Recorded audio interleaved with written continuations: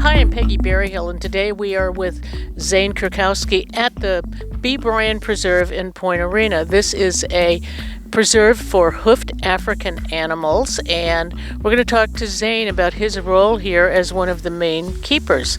Tell us about the kind of animals that are here. We do know that they specialize in African hoofstock, and tell us some of the animals that are here. So we house 3 species of antelope at our facility currently. That would be the roan, the greater kudu, and the sables. We are also one of very few facilities in the U.S. that house all 3 species of zebra, which are the plains, the Hartman Mountains, and the grevies. So those are really exciting animals to be around. We also house 5 male Nubian giraffes. All of them are half-brothers. And we currently do have some other new additions to our facility, a Cape buffalo named Drizzle, as well as a herd of black wildebeest, which we are actually one of only 2 facilities in the United States that house that species.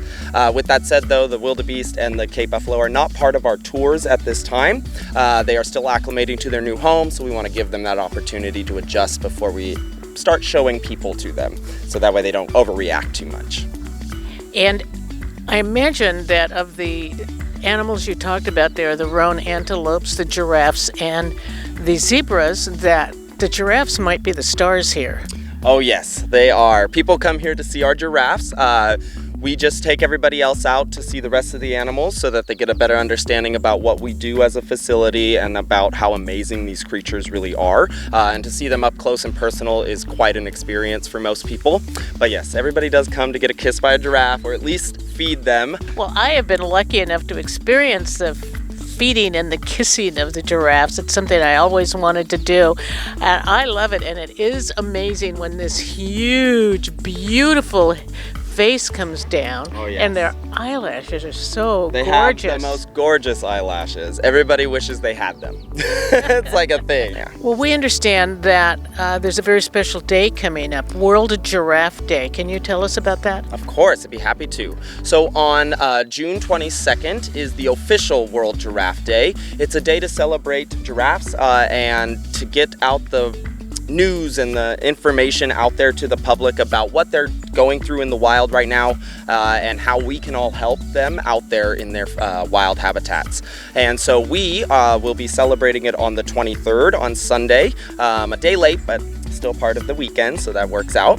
And what we are offering for that day is a bunch of 30-minute sessions throughout the entire day that we are open, which is from 9:30 to 6. And you'll get to go and interact with our giraffes, feed them. You'll get to go up into the barn, possibly get to see where they live, and get all those kisses that you could ever want while you're there. And while you're there, we'll be talking about the giraffes, so you can learn about them, about their conflicts in the wild, how we care for our individuals here, and a bunch of other really cool random facts about these guys, because they are impressive animals and they have a lot of weird quirks that we like to tell people. All the money from that session, which is $10 per person, will go straight to the Giraffe Conservation Foundation. It's the #1 nonprofit organization out there currently that is working to protect giraffes in the wild. So we're really happy to be supporting that facility and giving them everything they could need resource-wise to ensure that they can continue to help their wild counterparts out there. So we're looking forward to that. Half-an-hour session is wonderful, and we really hope a lot of people will come out and take part in that, because it's such a special thing to be with these gigantic, beautiful animals. And what is happening to them in the wild? You said they're going extinct. Yes, unfortunately, there are quite a few factors that are playing into their decline right now in the wild. One of the biggest ones is mining for minerals and oils, which are destroying their habitat. Giraffes in the wild are very picky with what they eat. So if their food sources are wiped out, they have no concept of what else they should forage on, and then unfortunately they starve. So what we can do to help is all of our special electronic devices, all these smartphones and things like that, what we have lithium in them. It's a piece of metal that is used to conduct the electricity within the phone, and it's recyclable.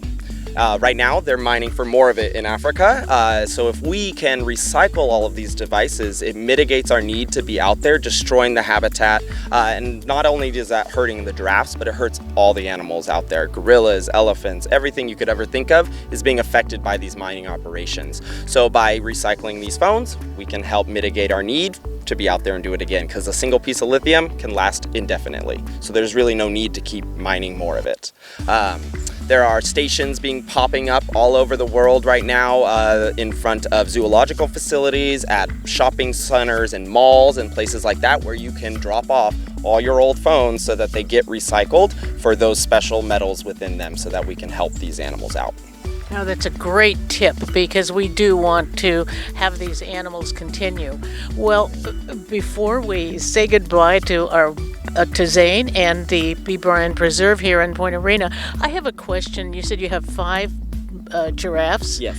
How can you tell them apart? So they all have very unique personalities, but on top of that, we can use certain characteristics of their bodies to help us identify them. So for example, our tallest, his name is Jagger. Well, he's the tallest, so he stands out pretty well, but he also has jagged edged ears. So his ears aren't nice and smooth and rounded, they're very jagged, hence his name, Jagger. And so that's one characteristic we can look for. If you just look at the ears real fast and you see that, you know you're looking at him. The other ones have certain spot patterns, or certain heights, or certain ossicone structures, which are the weird things that sit on their heads. And some of them are like crooked or weird things like that we can use. But personality is another big one. Each one of them is unique to themselves, and they each act differently. And so they're kind of like giant dogs in the sense that they definitely act like it on occasion, and so we can call their name and they know who they are, and we can call that name and they'll be the one that comes over to say hey and see what's up. Mainly they just want food though. I met Mozzie. Yes. And I got to feed Mozzie. And I just want to clarify one thing. When we talk about kissing giraffes, you're not actually kissing them, you're feeding them, but it looks like you're kissing them and you're that close to them. Yeah. Well, Zane, what else do we need to know before we, for the audience here, about either World Giraffe Day or B Bryan Preserve? Well, I will just say that B Bryan Preserve is a non-profit facility, so all of the money that we make here goes straight back to caring for our animals. We also donate large portions of what we make here to the Giraffe Conservation Foundation, as well as another organization called the Grevy Zebra Trust. So we are really big on being conservationists here at our facility, and that's why we do breeding here, so that we can create a safety net, so that if the wild counterparts do go extinct on us, they will not go extinct off the planet completely, and we will be able to hopefully reintroduce these animals back where they belong in the future. So we're really happy to be a part of these organizations that are out there working to protect these amazing animals. And when it comes to World Giraffe Day, I just encourage all of you, no matter where you are, to find some way to celebrate it in your own way, be that going to the giraffefoundation.org website and donating directly to their organization, coming out to see us and hang out with our giraffes. If you're unfortunately out of the area, but there's other facilities that you may be nearby, they also will be celebrating World Giraffe Day, and they will have many different opportunities at their facilities that you can go and interact with those animals there as well. So I'm just encourage everybody to get out there and have fun. How do people get in touch with the B Bryan Preserve here in Point Arena? So there are a couple ways you can get in touch with us. We do have a website. It is bbryanpreserve.com. That website has everything about our tour times, and then you can sign up via the website to get onto any of our tours. You can also email us at fmello, MELLO, at bbryanpreserve.com as well, if you're interested to talk to the owners, or just talk to them and set up your appointment that way as well. Both methods work very well.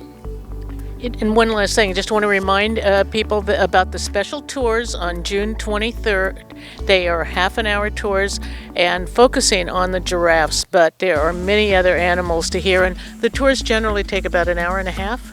Our normal tours that we do are between an hour and a half, depends on interest level and everybody's willingness to be out there and things like that. But yeah, up to an hour and a half on average.